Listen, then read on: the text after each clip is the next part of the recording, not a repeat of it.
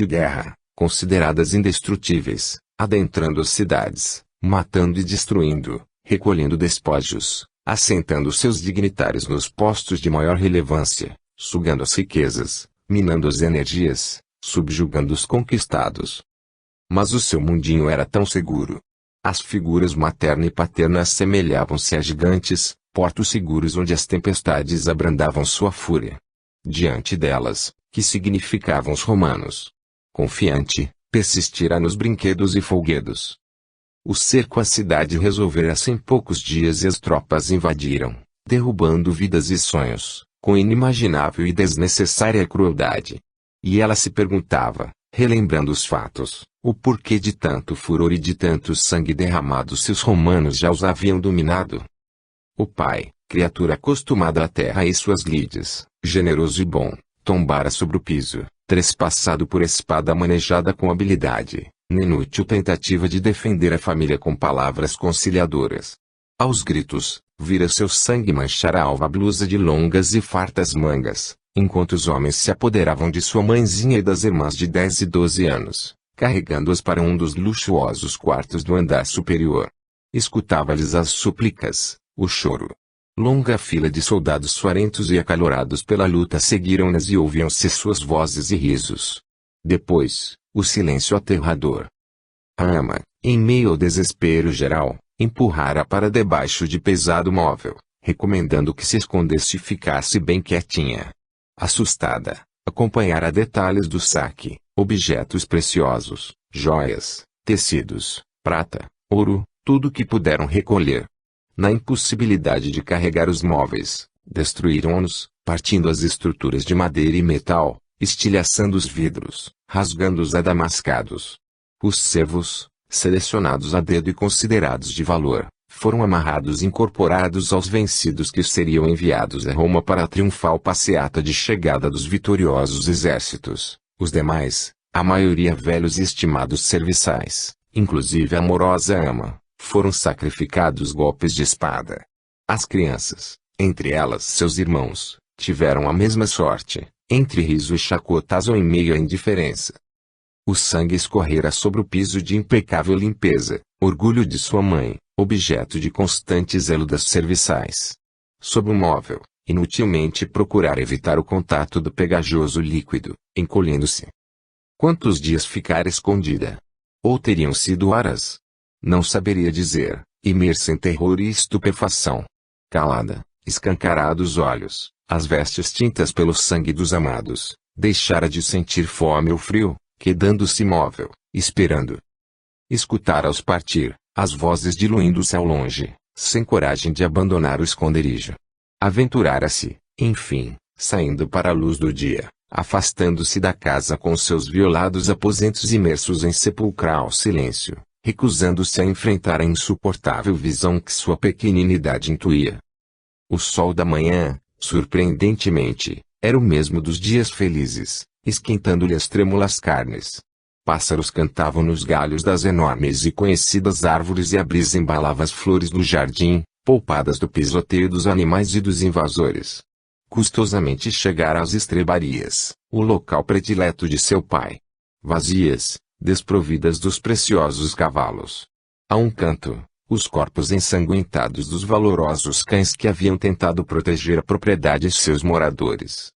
Percorrera os jardins devastados, localizando sobre um dos bancos de mármore o corpo do gatinho de estimação, amorosa e inofensiva bola de macios pelos, que se enroscava em seu colo e partilhava do seu leito, agora inerte como os demais. Revolta e dor sufocaram e seus gritos ecoaram na vazia propriedade rural, lamentos desesperados de alguém que enfrentava bem cedo os reveses e as maldades do mundo.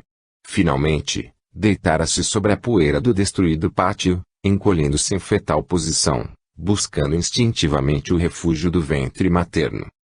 Assim os ciganos a encontraram e, julgando-a morta, carregaram-na para a enorme vala, junto aos falecidos da casa. A caravana corria o mundo, fazendo dos carroções e das tendas moradia das estradas, lar. Adentraram a arruinada propriedade, imaginando recolher algo que houvesse escapado à pilhagem romana. Vã tentativa, logo reconheceram. Percorreram a casa, horrorizados com a injustificada violência, contemplando apredados as cenas brutais de morte e crueldade. Sob as árvores do jardim, em local onde a terra se apresentava úmida e fofa, abriram extensa vala onde reuniram os mortos, em singela cerimônia. As pás de terra, de permeio com as flores recolhidas pelas mulheres, foram recobrindo os corpos, ocultando a triste visão. Repentinamente, ao impacto dos torrões, a meninazinha gemera debilmente, sendo socorrida incontinente pelos surpresos e improvisados coveiros. Está viva! Está viva! Vamos tirá-la daí! Pobrezinha! Julgaram não sobrevivesse. Embora não apresentasse ferimentos, extremas fraqueza e agitação minavam-lhe as forças, empurrando-a para o túmulo. As ciganas banharam-na, libertando-a das ensanguentadas e fétidas vestes, ministrando à enferma as poções de seu povo. A febre a consumira durante muitos dias e, à sua cabeceira, quais anônimos anjos, as ciganas velavam, acrescentando orações ao tratamento, refrescando-lhe o ardente corpinho com banhos e compressas de ervas medicinais. Finalmente, após 7 dias, viram-na abrir os olhos verdes, mergulhando depois em profundo e reparador sono, do qual despertou curada. Acarinhada, recebida como filha pelas famílias, recuperara-se. Solicitada a prestar informações sobre o ocorrido, negara-se, refugiada em obstinado silêncio.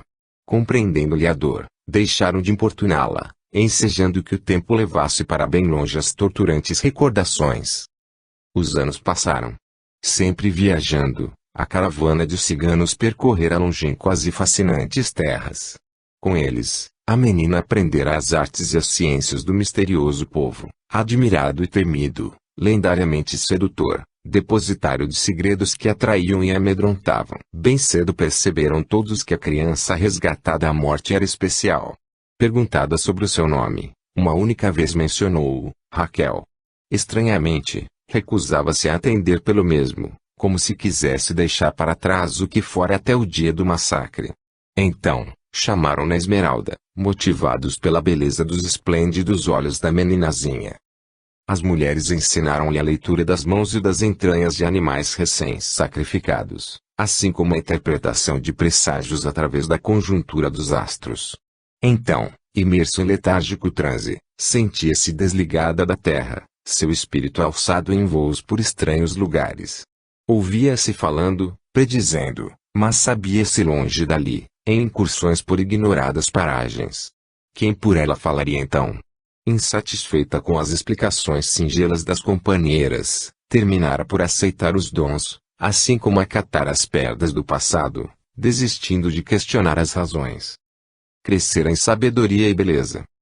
Encantados com a rara inteligência e sensibilidade da pequenina, os anciãos, herdeiros dos conhecimentos e ciências do nômade povo, descobriram cedo que fora destinada a projetos mais ambiciosos, afastando-se dos folguedos de infância. Não raro Esmeralda vinha assentar-se a seus pés ou em seus joelhos, inquirindo com precoce argúcia. Divertidos com as insólitas pretensões e coragem da meninazinha, resolveram esquecer as restrições costumeiramente impostas ao sexo feminino, passando a ensiná-la com perseverança. A mente lúcida e brilhante descortinara um novo mundo, sorvendo vorazmente os conhecimentos, como se disso dependesse sua sobrevivência. Plantas medicinais, beberagens e tisanas, elixires e poções, massagens, terapias estranhas e eficazes, a tudo se dedicou, aprendendo e discernindo com raro tato. Ademais, o contato com variados povos e suas culturas proporcionara-lhe a oportunidade de vivenciar uma multiplicidade de experiências. Os dons mediúnicos, dilatados e aperfeiçoados pelos anos de estudo e dedicação, facultaram-lhe precisão e extrema sensibilidade, provocando respeito entre aqueles que sabiam apreciar as faculdades com que fora agraciada ao encarnar. Ensinaram-na a dançar desde pequenina, pois criaturinha com tanta graça e beleza certamente fora fadada a isso. A aluna suplantou as mestras. O espírito, como que ansiando libertar-se das constringentes amarras do corpo físico, pairava em sublimes voos de inimaginável beleza aos sons dos instrumentos ciganos, conferindo ao corpo leveza e graciosidade incomuns. Tinha o dom de silenciar as plateias, retirando o melhor de seus corações, empolgando-as e despertando nobres sentimentos e emoções. Surpreendentemente bela, encantava também pelas qualidades morais, que emanavam naturalmente de sua límpida e sábia alma. A caravana seguia sempre viagem, parando a cada localidade que lhe parecesse conveniente, armando as coloridas tendas em aprazíveis locais junto às águas, ou simplesmente aportando os carroções. Dali dirigiam-se às cidades, vendendo artigos diversos, produtos da habilidade dos integrantes da comunidade, joias exoticamente trabalhadas, panos bordados por habilidosas mãos, longos xalas primorosamente tecidos, caldeirões, armas e, sobretudo, muitas ilusões. Música e dança, passado, presente e futuro, esperanças, sonhos. A infância passara a fazer parte de um tempo distante, persistentemente recalcada. Os rostos dos pais e irmãos desvaneceram-se, envoltos em brumas e saudades. Os membros da caravana tornaram-se sua família e ela se integrara de tal forma à sua nova maneira de viver que se sentira pertencente à comunidade, ativa e participante. Amava-os, respeitando-lhes os valores e crenças, embora muitas vezes deles não compartilhasse. Em contrapartida, nunca se sentira discriminada. Sabia-se amada. Acatavam suas necessidades, estimulavam-lhe os dons, reconhecendo-os e com eles se alegrando, proporcionando condições para que vicejassem em campo seguro e felicitador. Protegiam-na, permitindo que desse livre curso a seus anseios de conhecimento, recebendo como natural a ascendência espiritual e moral que exercia sobre o grupo. Olhando-os, dançando à luz das fogueiras, em complicados e sinuosos balados, sentia-se grata e plena de ternura. Deitada entre as almofadas, Esmeralda retornou ao presente. Os últimos dias haviam sido particularmente difíceis. Roma. A proximidade da importante metrópole, associada à figura dos invasores do ultrajado e destruído lar, despertara emoções e conflitos que julgara extintos e superados. Assim que soubera da rota, recolhida ao silêncio, recusara-se a abrir o ferido coração aos benfeitores. Conhecendo-os, sabia que mudariam o destino da viagem, evitando-lhes sofrimentos, mas calou-se, sentindo que deveria vivenciar o confronto, submetendo a alma a dura prova. Dia a dia se aproximavam da famosa cidade, palco de sonhos e desilusões de muitos. Ouvia-os falando, estabelecendo estratégias de negociação, apressando o trabalho de ourivesaria principalmente. As mulheres, em agitada e expectante atividade, confeccionavam trajes e adornos para as danças e leituras da sorte. A riqueza da cidade das 7 colinas os esperava. Respeitaram-lhe o inusitado mutismo. Observando que não se aprestara a confeccionar vestes e adereços, as outras reuniram-se, fazendo-lhe às vezes, preciosos e diáfanos panos coloridos compuseram o rico traje, bordado e rebordado. Os homens criaram as joias de delicada beleza. Na véspera da chegada à cidade, aproveitando uma das saídas de Esmeralda do carroção, deixaram os presentes sobre o leito, junto com o perfumoso ramo de flores do campo, atadas com fita de cetim. Emocionada, ao voltar do banho no riozinho em meio ao bosque à beira do caminho, compreendendo-lhes a dedicação e a delicadeza de sentimentos, vestiu o primoroso traje, saindo da tenda, dançando ao luar, como se a todos agradecesse pelo amor incondicional. Jamais estivera tão linda. Naquela noite, o sono foi quase que inconciliável e a manhã recebida com alívio. Cedinho, os integrantes da caravana de ciganos dirigiram-se à cidade famosa, transpondo suas portas. Ali seu coração disparou a visão dos soldados que passavam, envergando trajes que lhe eram conhecidos. Refugiou-se no interior do carroção coberto, sentindo-se desfalecer. Dor e mágoa, revolta e ódio, desejo de vingança talvez. A razão dizia-lhe que tantos anos haviam se passado e aqueles certamente não eram os mesmos homens, embora a similitude de vestuário. A inutilidade de represálias e a insensatez da revanche eram pensamentos constantes em seu interior sensível e bondoso. No entanto, uma parte de si sentia a necessidade de retaliação. Na praça enorme se distribuíram. As mulheres se posicionaram para as danças e, a cada apresentação, as moedas choviam sobre os panos com os quais haviam estabelecido o improvisado palco. Certamente os romanos não eram avaros de sua riqueza. Sentia-se mal, a cabeça latejando dolorosamente, o coração apertado, mas forçou-se a sair da carroça coberta, enchendo-se de coragem, postando-se no centro do espaço. As dançarinas recuaram, cedendo-lhe prazerosamente a vez, conscientes de que ela estimularia a curiosa plateia a contribuir com generosidade maior, graças a seu talento e beleza. Não invejavam, antes alegravam-se cientes da justiça divina, que a cada um distribui os dons de acordo com critérios nem sempre compreensíveis aos mortais. Aceitavam-na, honrando-lhe atitudes e pensamentos. Súbito silêncio estabeleceu-se na praça repleta e o círculo de pessoas se fez mais concentrado. Soldados aproximaram-se, juntando-se aos curiosos, interessados na encantadora visão. Literas recostaram-se e delas olhares curiosos se alongaram. A moça cerrou os olhos, implorando mentalmente equilíbrio, pois jamais se sentira tão fragilizada, tão exposta. Os delgados braços se elevaram, acompanhando os primeiros passos sinuosos de dança. Os véus se distenderam, impulsionados pelos movimentos e pela brandaragem da manhã. Um suave perfume de flores invadiu os ares, fazendo recordar dos jasmins da casa de seus pais. Como doía. O passado voltou com força total e então, em meio ao povo, orgulhoso e forte, ela o enxergou. Em destacada posição, displicentemente apoiado aos punhos de uma espada, ele, o que comandara o ataque, o assassino romano. A seu lado, um jovem, certamente seu filho pela semelhança de traços, que a fitava extasiado, visivelmente seduzido por sua beleza. Controlou-se para não perder a sequência da dança, impondo-se disciplina, embora o peito se inundasse de insuportável dor, qual corrosivo veneno. Providencialmente, os músicos aceleravam sons e ela imprimiu maior velocidade ao bailado, rezando para que tudo terminasse e pudesse correr para o carroção. Sua mente divagava febril, somente o corpo executando maquinalmente os passos tantas vezes dantes repetidos. Aquele mesmo homem, mais moço então, comandara o assalto à casa paterna, permitindo e até incentivando o estupro da mãe, das irmãs, e a morte de todos, avalizando o saque e a destruição.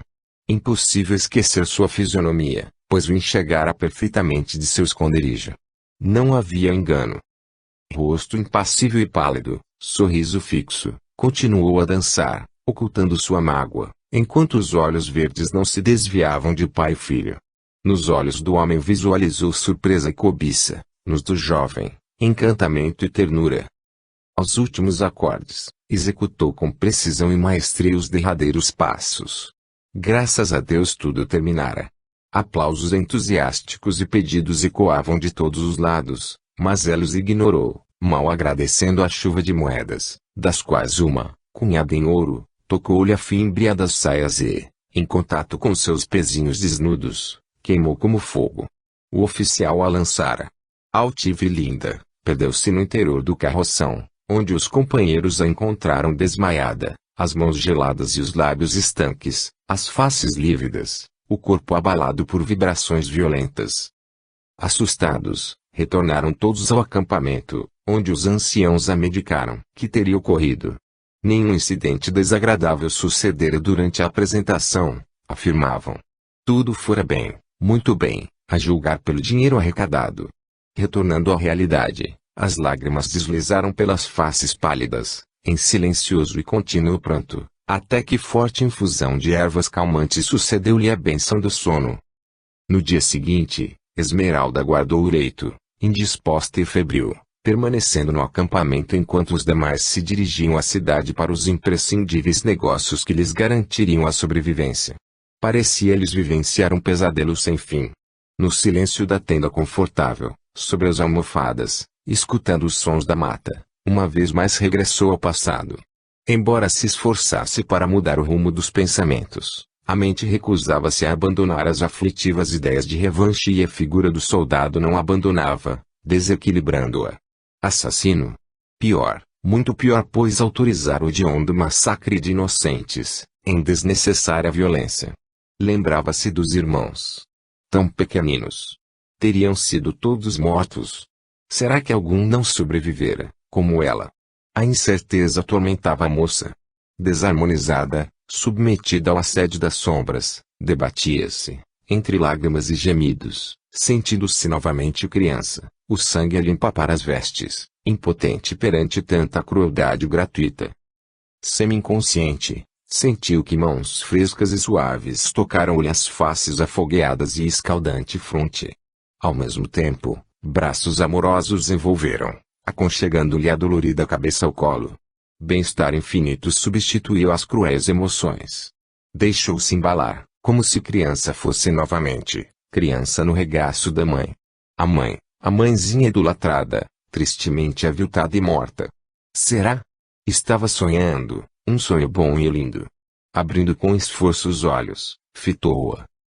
Envolta em safirina claridade, pareceu-lhe um anjo com as feições da mãe. Nos cabelos escuros, presos em longas e grossas tranças, flores de impressionante beleza, desconhecidas a ela, de transparentes e alvas pétalas. Um perfume, a fragrância predileta de sua mãe, envolveu em doces e balsamizantes emanações. A angelical criatura consolava, estimulando-o ao perdão libertador, mencionando o nome de Jesus. Quem seria ele? A mente confusa indagava sobre este homem, de quem nunca ouvira falar. De onde o conhecia? Adormeceu, ainda no colo da mãe. Sentiu-se elevada aos ares, como se asas tivesse, e no leito o seu corpo, adormecido e quieto.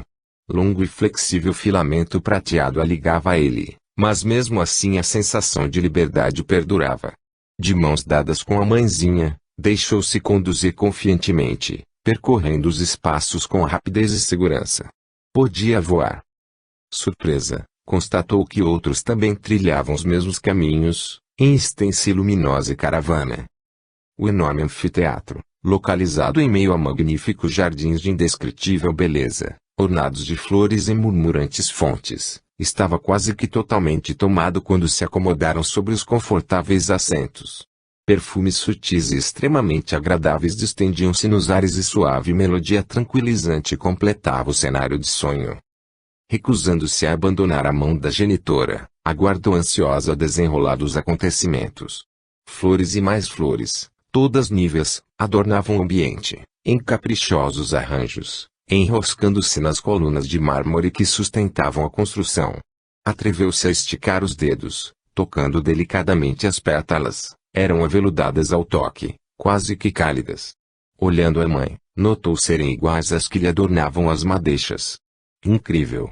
Suspirando feliz, aconchegou-se, deixando-se levar pela beleza do momento, entregue às vibrações de paz e amor do recinto. As palavras faziam-se desnecessárias. Os sentimentos impunham-se relevantes e a comunicação entre ela e a mãe transcendia meros sons, em contínua sintonia, como se as almas se entrelaçassem.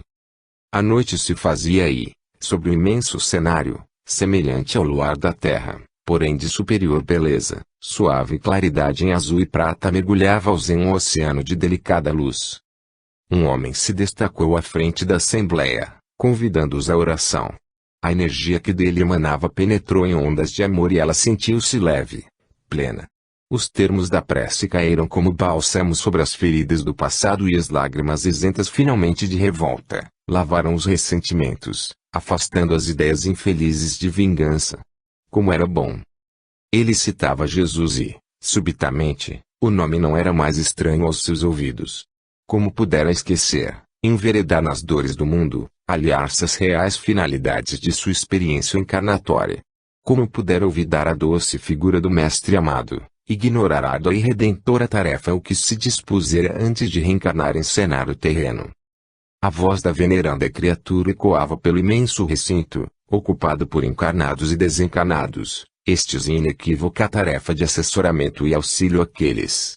Observando com maior atenção, reconheceu os que se achavam em roupagem carnal pelos longos filamentos prateados, destinados à união aos corpos que se haviam quedado em sono, enquanto os espíritos livres, envolvidos com superiores ideais espirituais, adentravam reuniões expressamente destinadas ao avivamento dos compromissos e à reposição de energias e ânimos.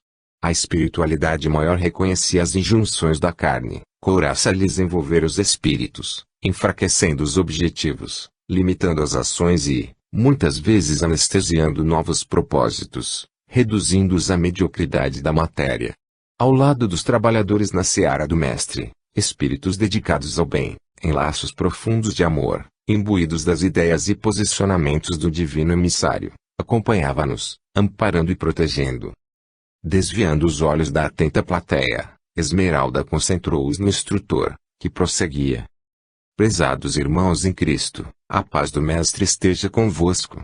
Mais uma vez nos reunimos, confiantes no trabalho a ser desempenhado sobre a crosta terrestre, sabendo o importante e necessário à evolução do planeta.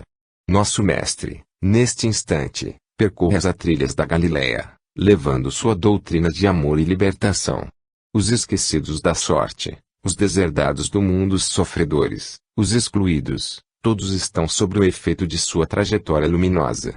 A par destes, espíritos encarnados em condições evolutivas mais adiantadas, com maior entendimento das lições de Jesus, preparam-se para quando o Mestre retornar à pátria espiritual. Então, iniciar-se-á a missão deles sobre a terra. Por enquanto, Jesus percorre os caminhos, curando almas e corpos, ensinando. Breve ele se oferecerá para o testemunho das verdades que tem pregado e se iniciará a fase de difusão doutrinária da qual se encarregarão muitos, todos emanados na tarefa de pacificação das criaturas encarnadas na terra. Todos vós estareis brevemente, se isso já não aconteceu, em contato com o divino missionário do amor. Todos vós recolhestes sobre os ombros, com sublimes imperativos de humildade e renúncia, a árdua tarefa de auxiliarem na propagação dos redentores ensinamentos do Cristo após sua partida. A hora se aproxima, meus irmãos, sois, certamente, os trabalhadores da derradeira hora, chamados ao exercício da verdadeira caridade, aquela que ilumina e liberta o ser. Carregareis, por toda a existência, a aldeia que possibilitará que a luz se espalhe por remotos lugares, subtraindo as trevas. Muitos estáis ainda alheios aos reais compromissos assumidos, persistindo nas lutas opressoras do envoltório carnal. A hora se aproxima, repetimos. Reavivemos, uma vez mais, as diretrizes sublimes, reponhamos as energias, plantemos em firme solo nossos pés, edificando o seguro edifício de nossas crenças e valores renovados à luz da Boa Nova. Sabemos que muitos sob a couraça entorpecedora do veículo carnal, preferirão os momentaneamente prazerosos envolvimentos da matéria, afastando-se dos propósitos redentores.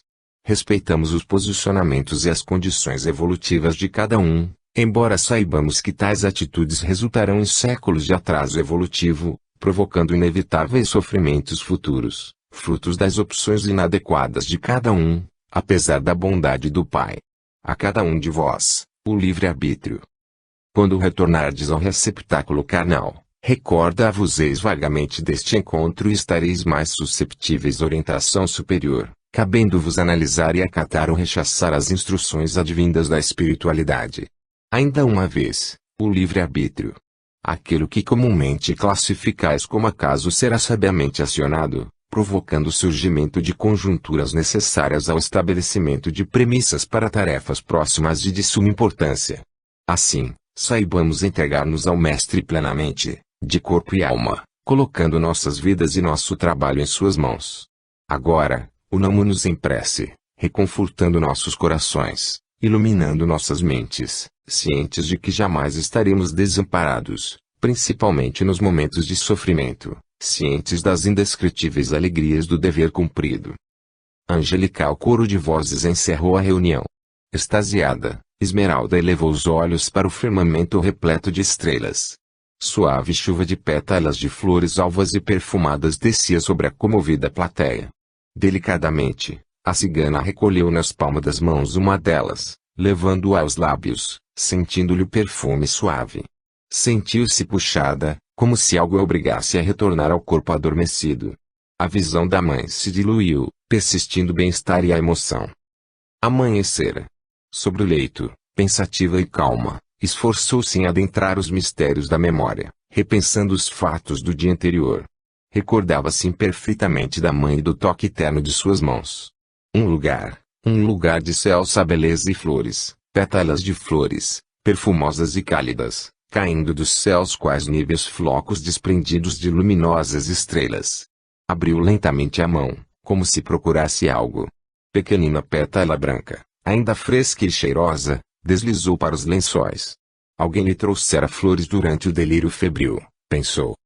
Tocando as faces, compreendeu que a febre havia passado. Bem disposta, esgueirou-se pelo acampamento silencioso, pois todos ainda dormiam, dirigindo-se à queda d'águas para o banho, volvendo ao leito antes de os companheiros despertarem. Uniu-se ao grupo para o desejum, resoluta e sorridente, decidida a enfrentar os fantasmas do passado.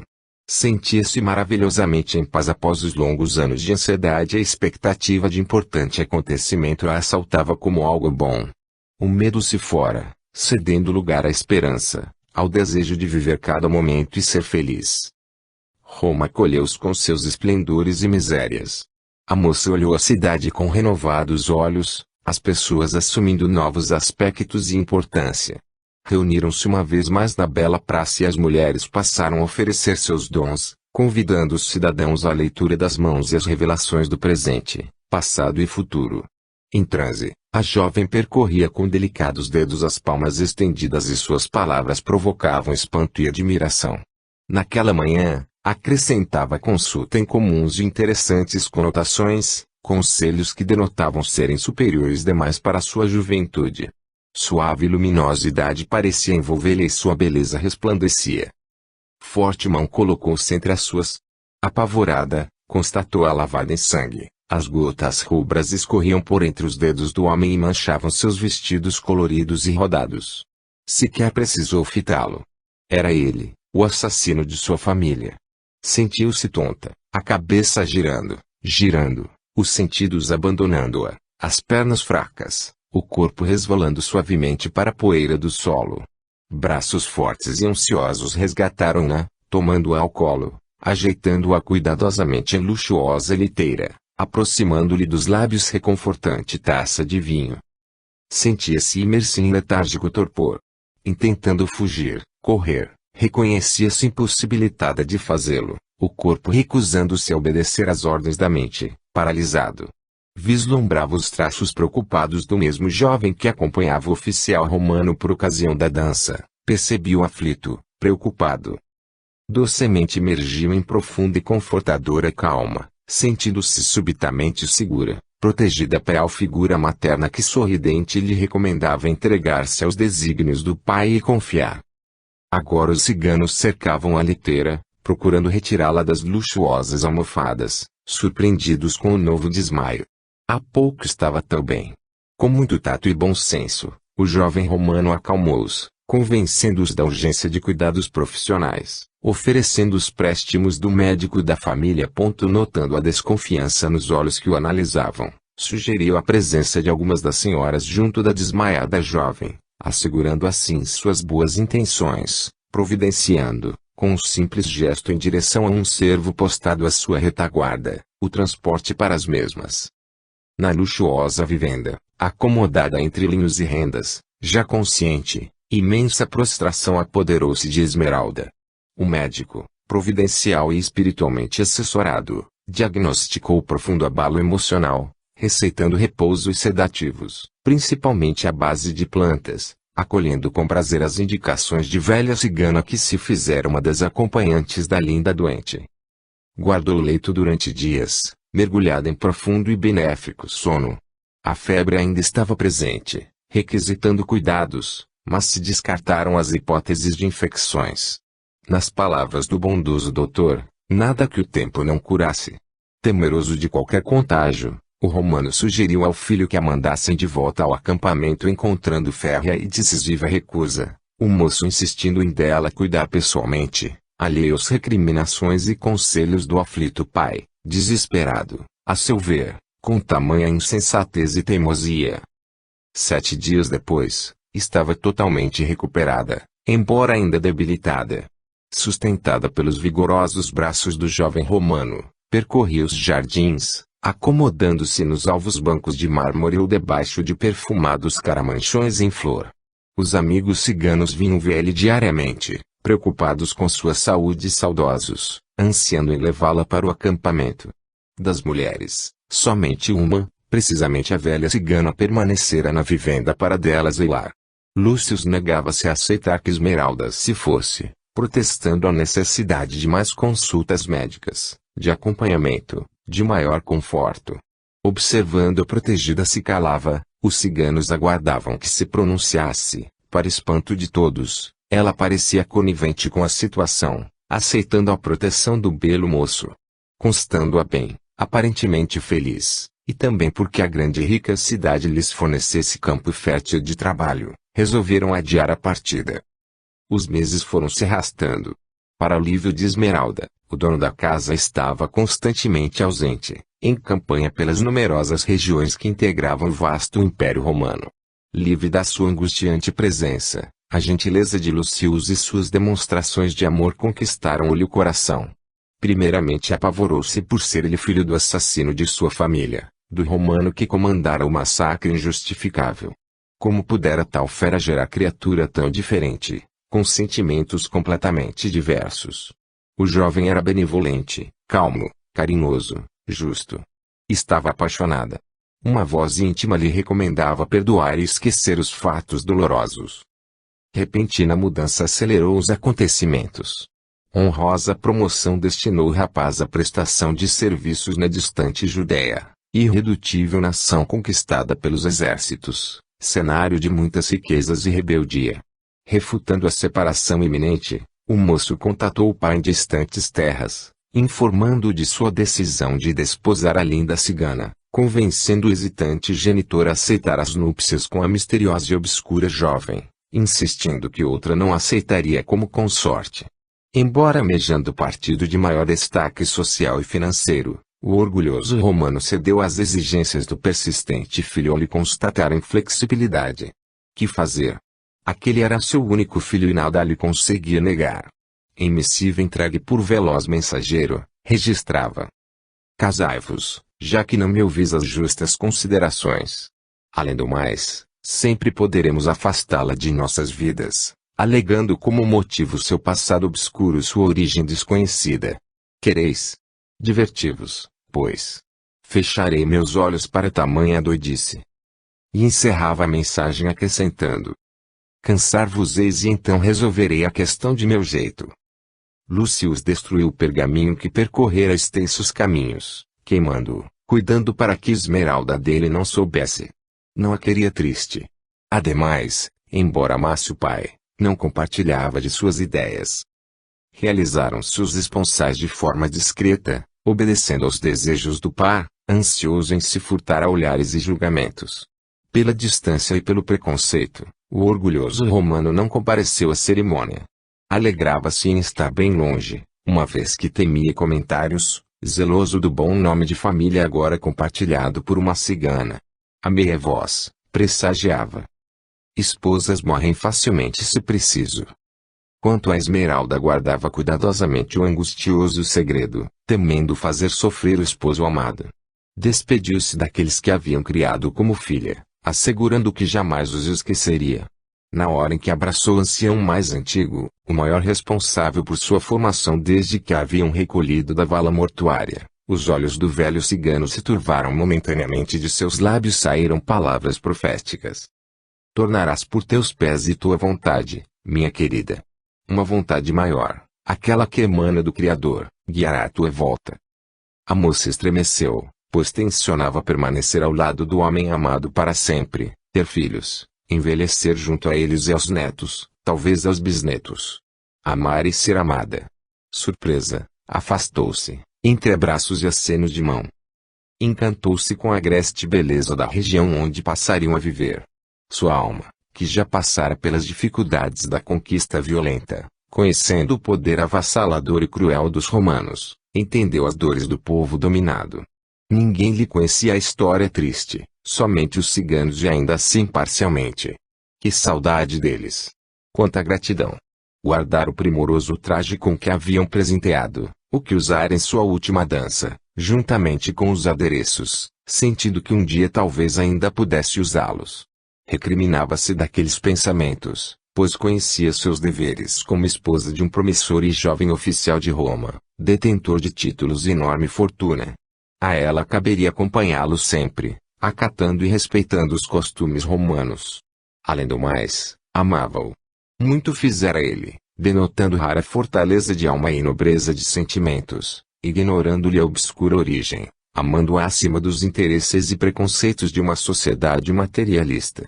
Cabia-lhe honrá-lo, estabelecendo um lar com filhos, seguro porto onde ele se recuperaria dos embates da vida pública.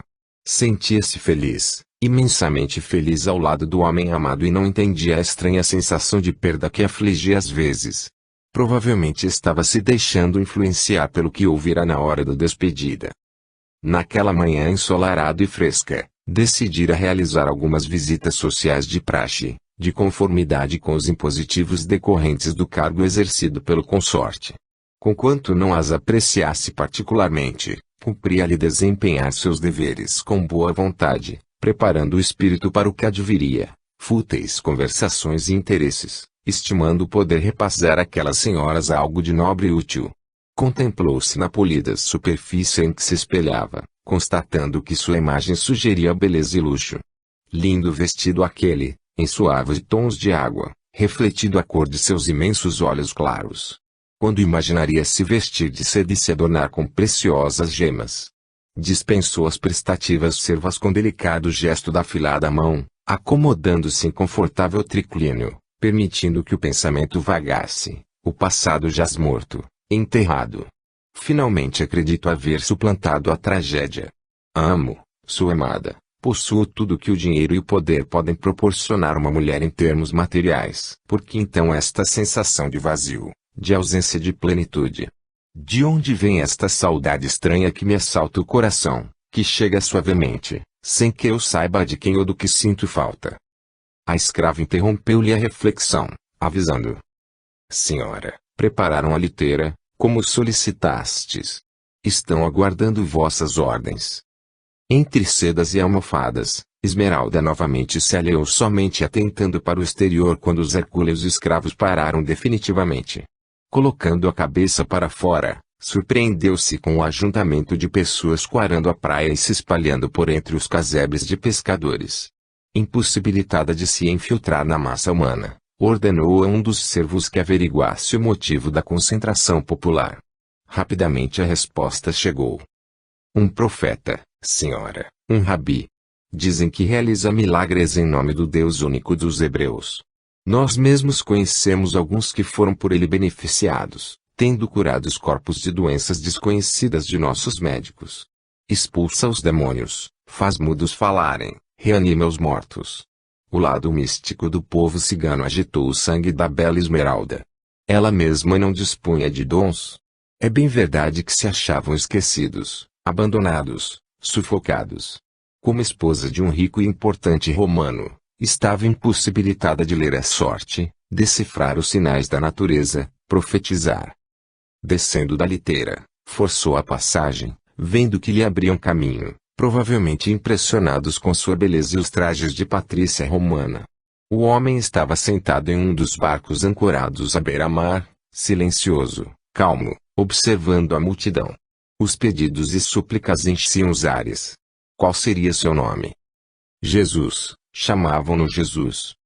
Subitamente alerta, o inconsciente acusou o registro do nome em circunstâncias anteriores. A lembrança da mãe veio-lhe à mente, associada à menção do pregador. Circunvagou os olhos, condoída, observando as pessoas, constatando-lhes as mazelas. Quem seria aquele homem que se propunha aliviar tantos oprimidos? Como teria ele coragem de se oferecer para tão difícil empreita? Crianças enfermas, cegos, aleijados, velhos cobertos de chagas e decrépitos, infelizes amparados em muletas, alienados mentais e muito mais. Um halo de luz envolvia a criatura. Esmeralda mergulhou em sua figura serena e bela, atenta a cada detalhe, fascinada com seus olhos, seus cabelos sedosos da cor da amêndoa. Indescritível nobreza acentuava-lhe a formosura e ela se perguntava quais motivos teria ele para desempenhar tal tarefa. Até então somente vislumbrara interesses escusos e cupidez naqueles que se propunham a auxiliar os menos favorecidos, sempre deles tirando alguma coisa, explorando-lhes a ingenuidade. Estranhamente, o profeta não parecia aquele tipo de pessoa. Suas palavras diziam de um amor a que a humanidade não estava acostumada, falavam de uma vida futura. teria o desconhecido exata noção dos perigos que enfrentaria, contrariando as ideias da época, ousando revelar o amor como solução para todos os problemas e necessidades do ser. Temeu por ele. Coração apertado, concentrou-se em suas falas e elas assemelharam-se a cristalino jorro de verdades, carregando para bem longe ultrapassados conceitos, afastando temores. Mencionava um reino de outro mundo. E que mundo? Amor e paz, perdão aos inimigos, esquecimento de ofensas. Já ouvia isso antes. No entanto, pela primeira vez o encontrava. Onde já ouvira isso? Certamente em outro lugar, talvez nessa outra dimensão por ele mencionada. Repentinamente, em meio à multidão silenciosa, o passado retornou com força total. Novamente criança, debaixo do móvel, o massacre, a destruição de tudo que lhe era caro, a mágoa que persistia em seu coração. Casara com o filho do assassino, o responsável maior por tudo. Estaria fazendo o certo ou simplesmente cedendo egoisticamente aos anseios de seu corpo, de sua alma? Percebeu então que nada estava realmente resolvido dentro de si, somente recalcado, aguardando que algo maior ocasionasse uma cartaz. Nos olhos claros de Jesus encontrou os caminhos e trilhas do perdão incondicional. Como retirar a ele dos possessos os espíritos impuros, auxiliando a expurgar os derradeiros venenos da mágoa e do ressentimento, abrindo caminho para a missão que lhe iluminaria os dias. Naquele instante, aos pés do mestre, uma visão, Esmeralda, a cigana, envolta nos trajes da gente que acolhera como filha amada, levando as palavras de Jesus, o Senhor de sua alma, às mais distantes paragens. Como? Não o sabia. Foram horas de encantamento. Escutando-o, reviu-se no mundo espiritual, preparando-se para a tarefa de renúncia e amor.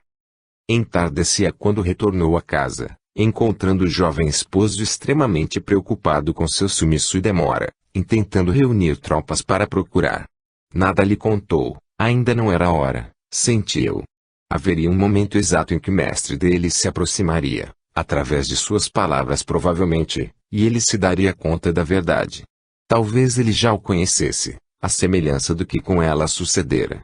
Afinal, apesar de romano e politeísta, suas atitudes condiziam com os ensinamentos do mestre sem dúvida. Coração totalmente liberto das dores do passado, amou ainda mais, como se o encontro com o divino Rabi lhe tivesse proporcionado amplitude de visão e sentimentos. Dias depois o sogro, em viagem àquelas paragens, adentrou a casa confortável e rica. Fitando-o, envelhecido e rude, apiedou-se, compreendendo a infância daquela alma atada ao materialismo. Jesus jamais estivera tão perto e presente em sua existência. Acomodou ao quebrado oficial nos melhores aposentos, acompanhando com ternura, escutando-lhe as falas eivadas de episódios de posse e conquista, sangue e destruição, completamente vazias de entendimento. Ouvindo-o, conheceu-lhe os ainda sombrios caminhos da alma. Pobre criatura, pesadamente atada às necessidades da matéria, alheia aos sublimes voos do espírito, somente se interessando por poder, riqueza, posição social, opinião dos outros. Prisioneiro das ilusões mundanas, subjugado pelas atrocidades que cometeria provara, sequer se apercebia de sua real condição. À noite, ainda que seus aposentos guardassem relativa distância dos dele, escutava-lhe os pesadelos, extravasados em discussões, gritos e gemidos. Observava-o bebendo até altas horas, buscando anestesiar o corpo e a mente com os vapores etílicos, para então, apoiado aos serviçais, deixar-se conduzir até o leito, onde desabava, naufragando na inconsciência. Em uma das vezes, assustados com o terror manifesto nos brados que partiam do quarto, os esposos adentraram o recinto, intentando despertá-lo. Ela enxergou então as companhias espirituais que o assediavam, sedentas de vingança, as vítimas de sua ferocidade em nome da supremacia do Império Romano. Eram tantas. Compadecida, tratara de se acomodar em uma das poltronas, gentilmente dispensando o envergonhado e inexperiente companheiro, entregando-se à oração, suplicando ao mestre e os benfeitores espirituais que amparassem os sofredores que ali estavam, em ciranda de dores, sob o domínio das ideias de vingança. Como que por milagre, o aposento se enchera de claras criaturas. Dentre elas, a mãe, sua mãezinha. Cercaram o leito em que o sogro se debatia como se 1000 chicotes o fustigassem e, sem que os envolvidos no drama obsessivo percebessem, iniciaram o trabalho de emissão de fluidos calmantes, conseguindo acerenar a todos. Depois, foram-se, somente restando aos pés do leito a mãe, com uma auréola de luz, a destra ainda estendida sobre o alcoizado corpo, em vibrações socorristas. 3 anos decorreram. A doença encarregou-se de prender ao leito o indomável conquistador romano. O corpo outrora musculoso e altaneiro abriu-se em chagas pestilentas, pútridas úlceras que lhe rompiam as carnes e nunca cicatrizavam, apesar dos cuidados médicos de toda a ordem. Os amigos afastaram-se, os servos evitavam a designação de dele cuidar, de longe se sentia o odor. Além do filho, 2 criaturas o acompanharam na hora da expiação, plenas de amor e reconforto, na terra, a esposa de Lucius, meiga criatura que um dia calara o segredo de infância, agora totalmente esquecida das ofensas, reconciliada com algoz, tendo como pai muito querido, no mundo espiritual, a doce figura da mãe de Esmeralda, espírito de elevadas conquistas, anjo de perdão e amor a prestar voluntário e inestimável amparo ao bom cumprimento das etapas de redentor sofrimento.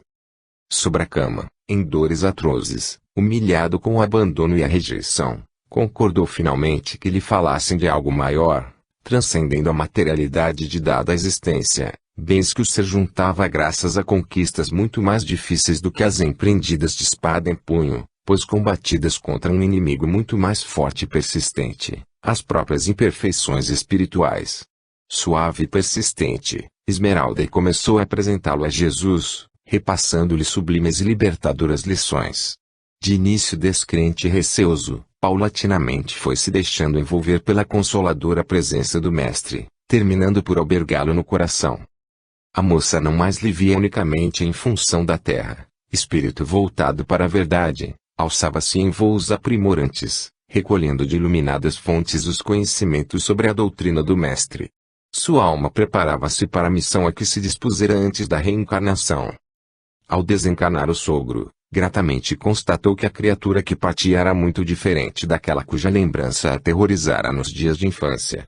Aceitara a presença do Cristo em sua existência, arrependendo-se sinceramente dos feitos cruéis, resgatando através do sofrimento resignado de muitos anos grande parte de seus débitos, contribuindo positivamente para o esclarecimento e iluminação dos obsessores, tão infelizes quanto ele, ou talvez mais.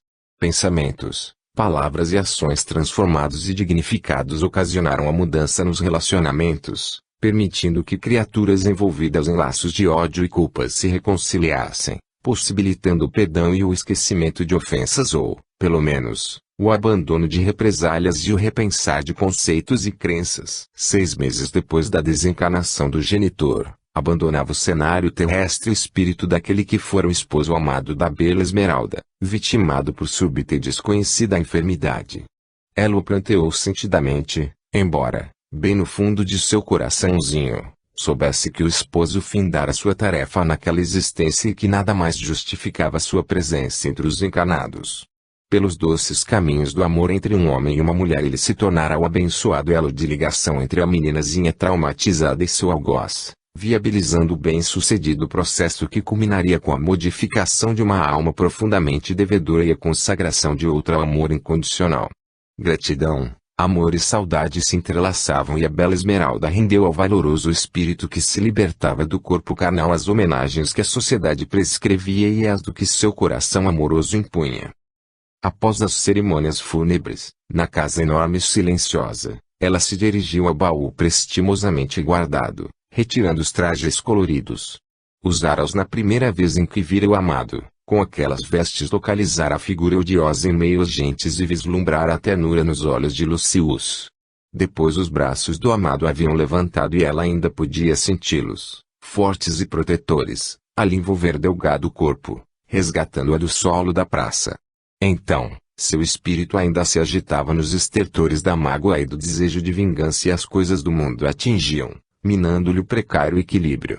A figura do mestre veio-lhe à mente e ela rememorou a serenidade com que ele palmilhava os caminhos, em contato com o mundo, interagindo com as pessoas, doando-se, compartilhando, sem jamais se deixar constranger ou contaminar. Quanta mudança, meu Deus! Jesus, o doce rabi, fora crucificado, o sogro se modificara, deixando saudade em seu coração. Lúcius, o seu Lúcius, também se fora. Acariciou o tecido, percebendo que a hora chegara. Vestiu os belos trajes, olhando-se na superfície polida, reconhecendo-se a mesma de outrora, a cigana Esmeralda. Continuava formosa, como se o tempo para ela houvesse parado, nenhuma ruga, nenhuma mancha na pele perfeita, o corpo delgado, a aparência viçosa, os olhos verdes e brilhantes na face pálida, os cabelos presos em elaborado penteado. Soltou as longas e negras madeixas, balançando energicamente a cabeça delicada, e eles se espalharam pelas costas, em anéis sedosos. Ensaiou alguns passos de dança. A mesma Esmeralda. No entanto, sabia-se diferente por dentro, apta para a missão de toda uma existência. Sentou-se, deixando que seu espírito se elevasse em silenciosa prece de agradecimento, pelos companheiros que haviam resgatado da casa devastada, criando-a com carinho e responsabilidade, pelo esposo amado que lhe proporcionara amparo e ternura, pelo sogro que lhe servira de instrumento de aprendizagem e evolução, pois com ele exercitara a maior das conquistas, o perdão, pelos benfeitores espirituais, pelo mestre amado que lhe ensinara o caminho e a verdade da vida. Rapidamente, desfez-se do imenso patrimônio, deixando a quase totalidade aos necessitados, reservando-se somente o necessário para as despesas de viagem. Parentes, não os tinha, de nada precisaria a não ser do Cristo e sabia que a divulgação de sua doutrina prescindia de bens materiais, exigindo somente o maior dos bens espirituais, o amor.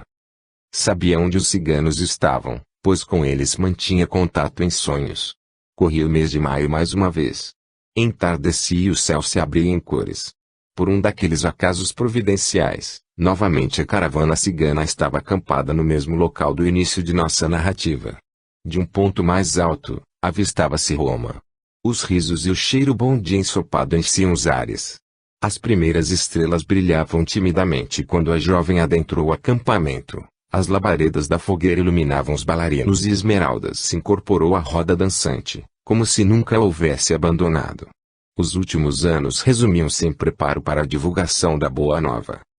A caravana cigana continuou a viajar, a muitas terras levando o sedutor encanto e a magia do nômade povo. Aquela, em especial, contava com a presença belíssima de uma mulher de verdes olhos e longos cabelos negros, de suaves mãos, cujo contato aliviava as dores do corpo e da alma, e de suave e sábia voz. De forma doce e enérgica, paciente e perseverante, espalhava a boa nova, levando Jesus às almas que por ele ansiavam, aos que se debatiam nos abismos da desesperança e da descrença de uma destinação maior para o ser humano. Viajando, Esmeralda levou as palavras do Mestre a lugares distantes, amparando e consolando. Candeia na noite escura, assim ele o dissera. Depoimento. Em meio aos sofrimentos atrozes, aqueles que dilaceram a alma e alquebram o corpo, comumente nos julgamos sós, abandonados pelo Criador, ínfimos perante a grandiosidade das tempestades que açoitam nosso coração. Séculos se passaram, todavia aquela encarnação persiste particularmente em minha memória, provavelmente porque ela delimitou o antes e o depois. Os trágicos acontecimentos quando criança haviam influenciado o surgimento de uma pessoa adulta temerosa de encarar seus problemas, sempre preocupada em ocultá-los dos outros e principalmente de si mesma. Por conjuntura daquilo que costumais chamar de destino, reencontram-se os personagens do massacre de anos atrás. Estávamos frente a frente. Com o apoio da espiritualidade e da doutrina do Nazareno, conseguimos suplantar o passado e trabalhar nossos sentimentos, culminando com a trajetória daquela quem aqui conheceis como Esmeralda, a cigana, pelos caminhos, levando a distantes regiões a doutrina do Mestre. Felizes dias aqueles! O liberta dos apegos da matéria, permiti-me amar sem esperar retorno, espalhando aos quatro ventos a palavra de Jesus, clareando mentes e dulcificando corações. Ainda posso sentir o balanceio do carroção, o sol em meu rosto, a movimentação do acampamento, o carinho nas vozes, o respeito, a solidariedade dos companheiros de andanças. Havia um vestido, de amplas saias transparentes em escarlate tecido, sedoso ao contato. O meu predileto. E argolas imensas de ouro nas orelhas. E o som dos violinos ciganos. Nas minhas mãos, as das pessoas. Quão variados são os caminhos das criaturas em busca de Deus e de si mesmo.